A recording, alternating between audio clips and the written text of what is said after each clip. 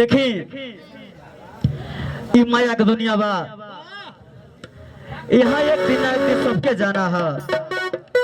यहाँ केहू रहे नहीं खियाइल, लेकिन कभी कल्पना करत हरन और बतावत हरन के एक दिन अरे जाना पड़े सबके आकाचारिया हो संवरिया के एक दिन अरे जाना पड़े सबके आकाचारिया हो संवरिया ओरी के ललकी चादरिया ना एक दिन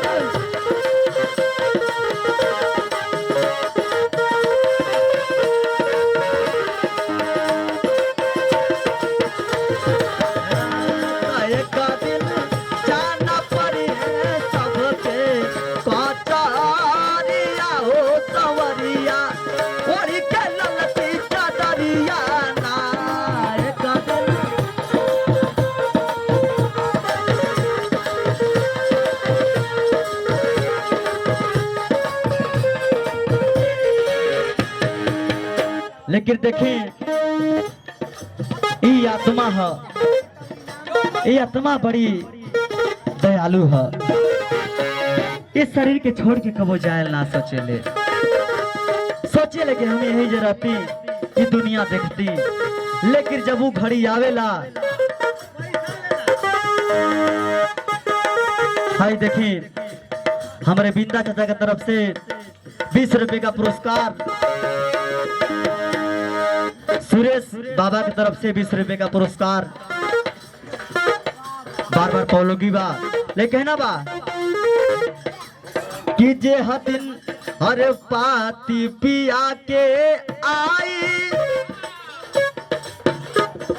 हाय देखिए हमारे छोट भाई की तरफ से 20 रुपए का पुरस्कार। हमेशा माता रानी हमारे बाबू की खुश रखस। लेकिन ना बा के जे दिन अरे पाती पिया के आई तब कौनो बहाना ना चल पाई।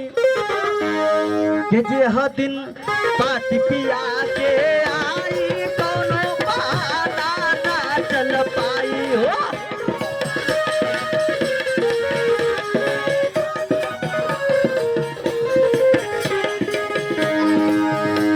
जे दिन पाती पिया के आई कोनो बहाना ना चल पाई हो कोनो।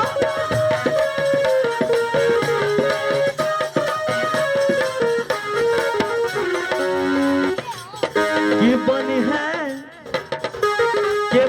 है घर ही के लोगावा कस कस के रसारिया हो संवरिया और के ललकी चादरिया ना।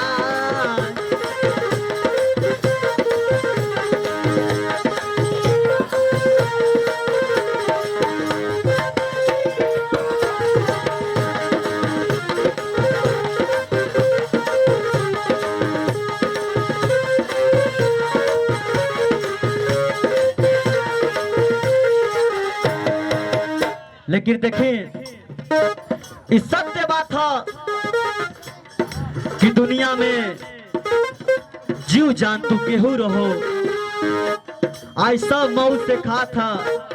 लेकिन अपने बारे में केहू ना सोचा था। हाय देखिए आज जेकर बड़ी दुख के साथ कहे के पड़ा था कि आज जेकर पिताजी दुनिया के छोड़ के चल गए। उनके तरफ से उनके छोट बेटा की तरफ से 50 रुपए का पुरस्कार। लेकिन कहना बा ये छुट्टी है माई बाबू तो आगा मनिए अपने लोग या बाधा हो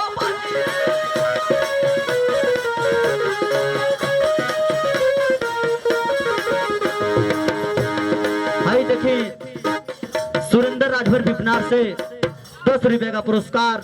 भैया के बार बार पौलोगी बा लेकिन कहना बा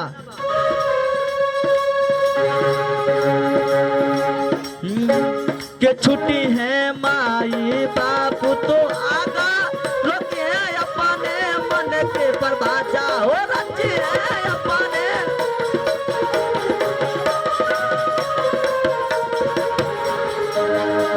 के वो हदिन लौके लागी तुहारा के वो हदिन लौके लागी तुहारा के अनारिया हो संवरिया ओरी के ललकी चदरिया ना एक दिन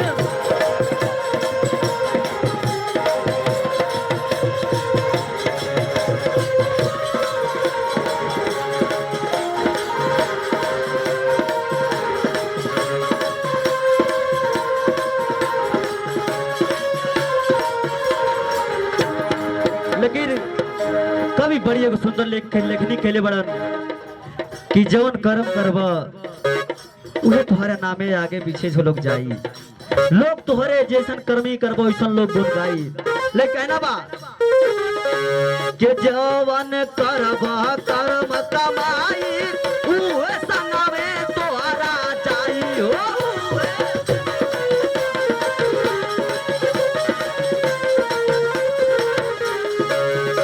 के जवन करब कर्म कमाई उहे संगमे तोहरा जाई हो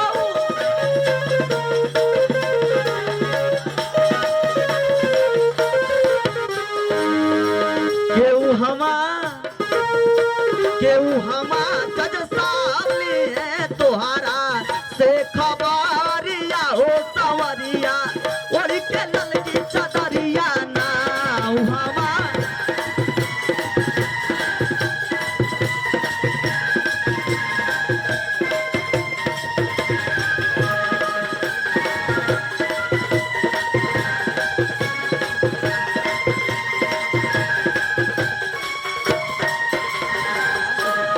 लेकिन लास्ट वंदना में कवि कल्पना संकेत के लिए बड़न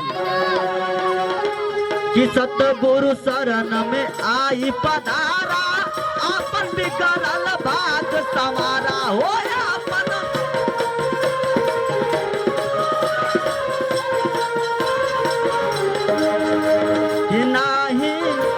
कि नाही तोरा के पूछी केहू पासवारिया हो सवरिया और के ललकी चदरिया ना एक दिन जाना पड़े सबके कचहरिया हो सवरिया और के ललकी चदरिया ना एक दिन जाना पड़े सबके कचहरिया हो सवरिया और के ललकी चदरिया ना